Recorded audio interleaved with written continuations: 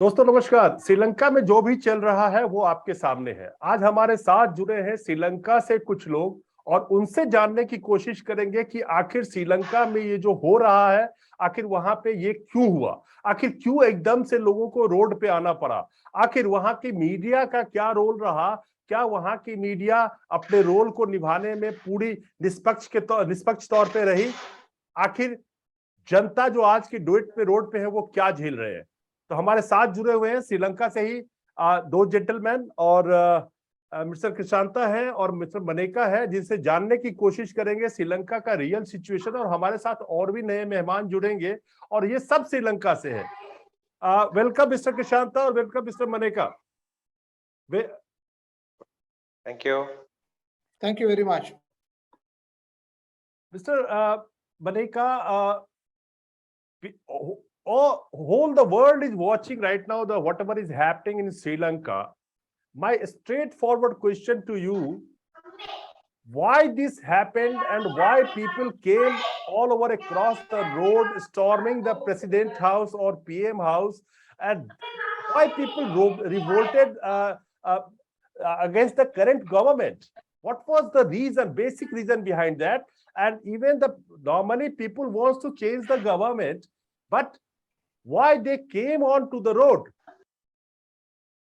Yeah, there are three reasons for that. I'll respond. There are three reasons for that. Number one is this government, elected with the big majority, as well as they gave a manifesto for the people. From the first day itself, they work against that. So therefore, people notice that they are not working according to the promise, so they don't walk to talk. So therefore, people, that anger was, trigger during the last 2.5 years. Number two, this government took certain decisions. Those are, accelerated, or those are, the decisions caused to accelerate this issue. Things like, they reduced the tax income of the government. So currently Sri Lankan the government tax income is 8% of the GDP, which is the lowest recorded in the country. So, and they started the organic fertilizer system for the agriculture. So they banned all the chemical fertilizer. And there were a couple of, the small things. All those were affected to this economic crisis. So therefore, people understood that this is not a natural, or this is not a normal economic crisis. This is a kind of a man-made crisis. Therefore, people had this anger, and they realized that this government has done, they are really corrupted. Most of the ministers are corrupted, and most of the MPs are corrupted. Some of the family members are corrupted. So therefore, all those three reasons affected to this people move or gathering over the revolution. So those are the three areas that I can see as reasons for this kind of change in the country political situation. Mr. Kausalya, I have a question after listening his answer.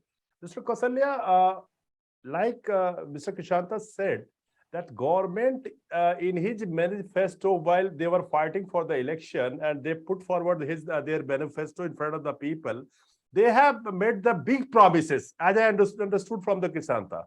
And from the day one, as he is saying, they have not fulfilled their any promises, or most of the promises, I can say that.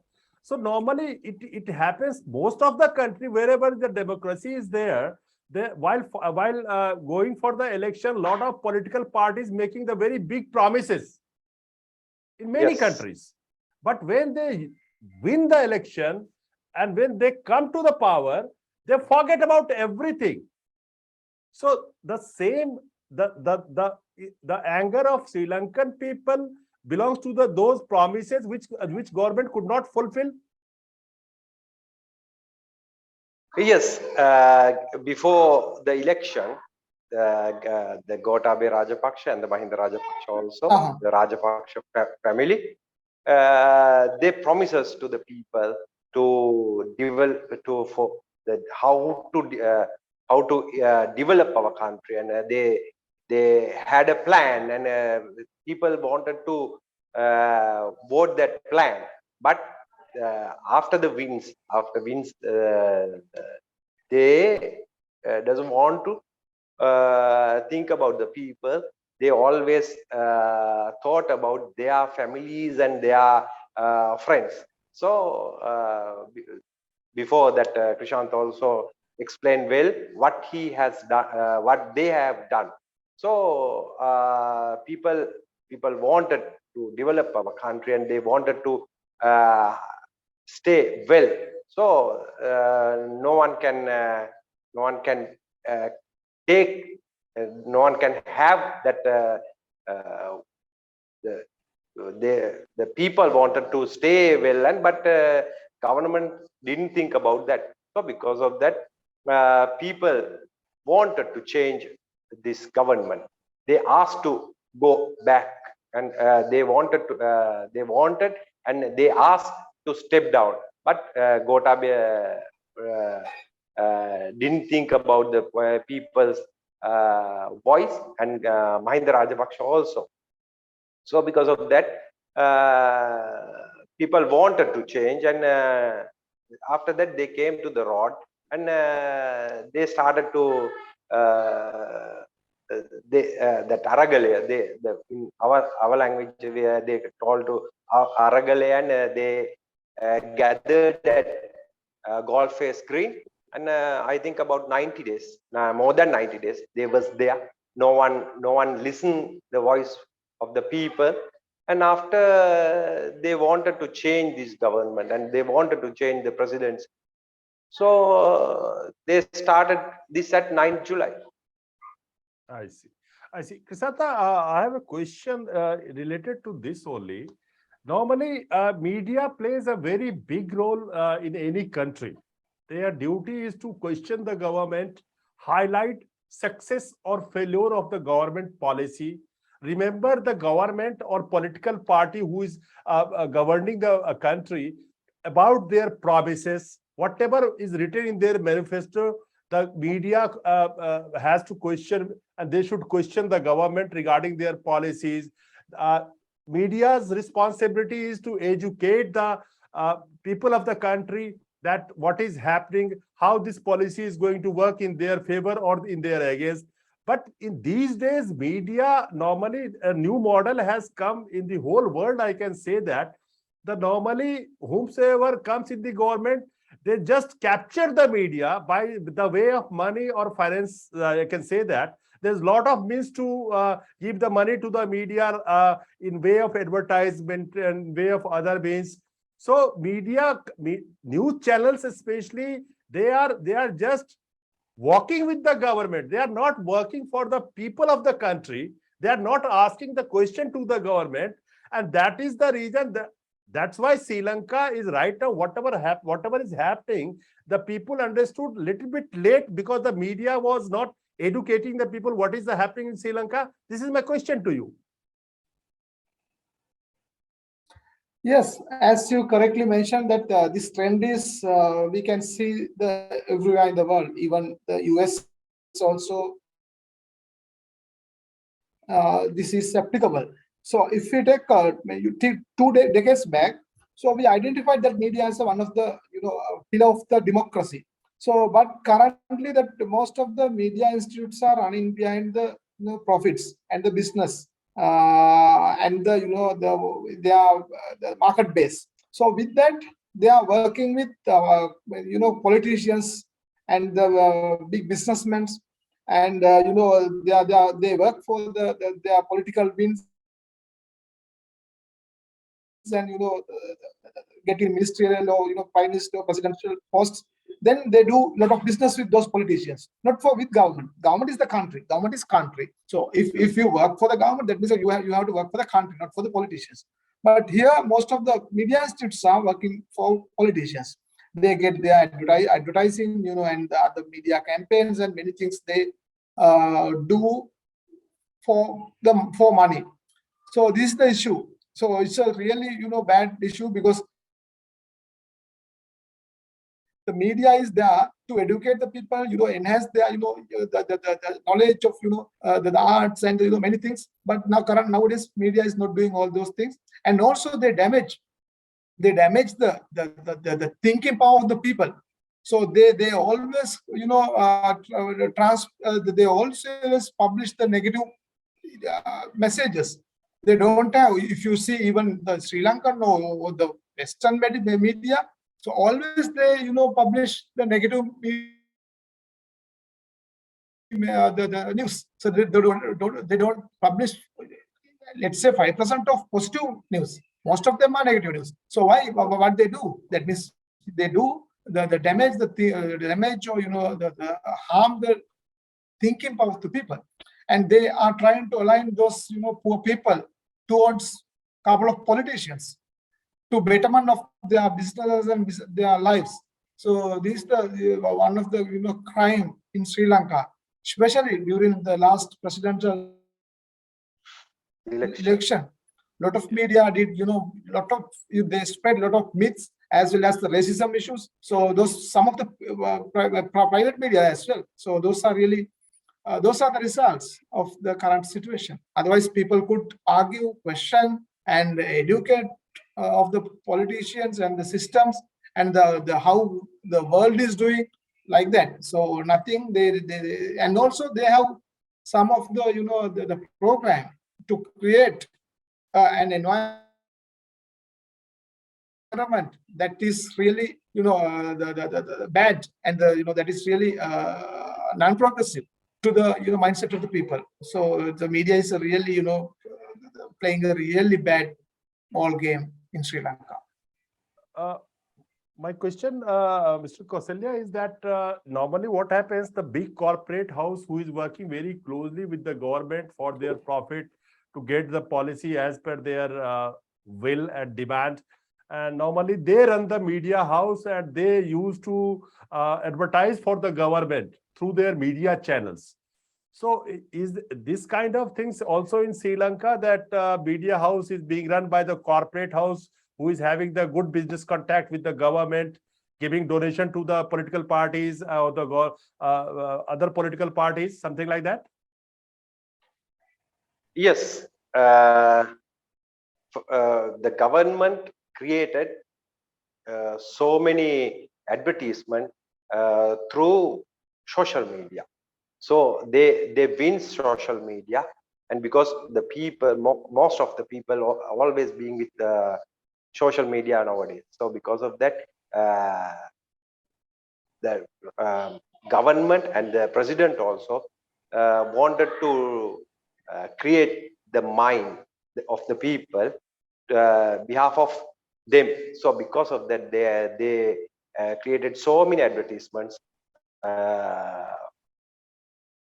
created about them and telecast through social media. And not only the social media, before that Krishant also told, there are so many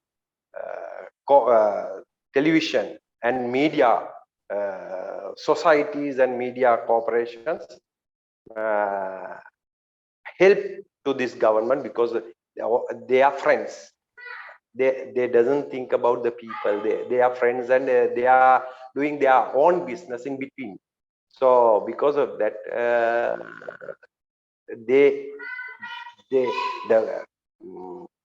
especially the president, he has done what he wants, not for the people, not for the country. Mr. Krishanta, I have a question that if media has acted well within the time, you don't think that this crisis people could avoid, Sri Lankan people could avoid this kind of crisis, because if they were educated by the media, the failure of government could be analyzed on the news channel, which is a news channel's duty to perform that, ask the question to the government. But media, if media is just trying to work with the government and advertise with the government, put the news channel for news forth in front of the people, like the news, but it is the advertisement of the government. So you don't think equally media is also responsible if they have not acted on time? Yes. Yes, to a certain extent, because even media is trying to mislead you, you need to have your own view. You can, Google and you can search, or you can follow some other media, international media, or whatever the things. There are many schools of media in Sri Lanka. So therefore, people are very short-minded, narrow-minded. They need to need to see what they like. They like to hear what they like. So therefore, they always try to follow those very easy ways of getting things. That's Then right, but the politicians and those kind of media organization knows those things. So therefore, they touch those kind of the people, and they capitalize their gaps of the knowledge, and they create different messages and different rumors or different myths, and direct those poor people to vote for these corrupted politicians. So the yes, media is wrong to a certain extent, and the politicians as well as the people also have done a mistake to identify these kind of issues, as well as to minimize the damage of this kind of issue. But still, for a ordinary person can't avoid 100% of this kind of issue, because it's the 10 20 billions of dollars. So you can't do that, because the entire government, entire country, this is a big deal. But still, you could mitigate or you could minimize this issue. When the media, who is just trying to just present a person like a hero who is failure in his all the policy, that means they are just trying to mislead the majority of people. So suppose you are your population, Sri Lanka population is more than 20 million, a country where the population is more than billions.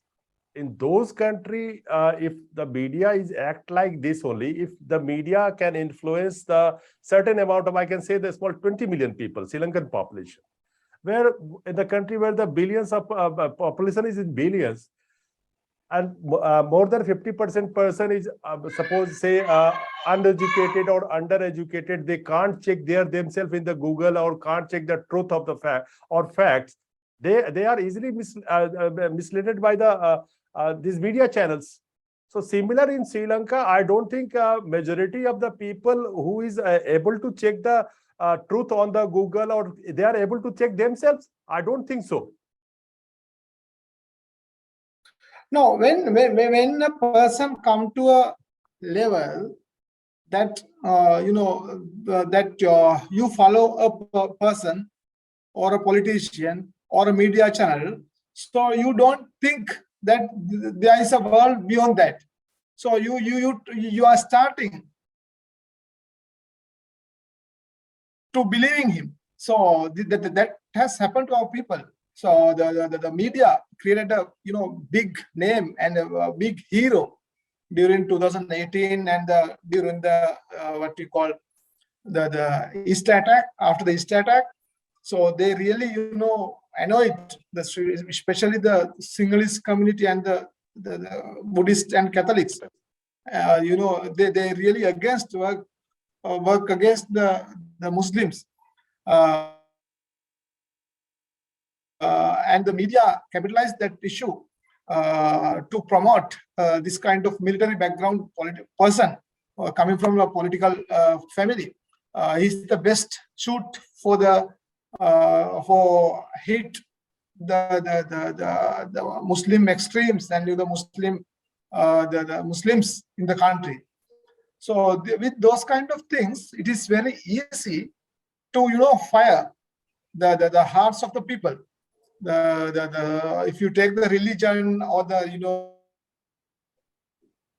or the nationality, those kind of things, quickly you can fire. So the media did that. Yes, I know media is wrong. They have not done the national responsibility. And also the Botabia is having really bad patch during 2005 to 15, 10 years. As a defense secretary, there are many allegations against him. There are a couple of court cases against him. But still, the media and the people around him created a different story to position him as one of the hero is going to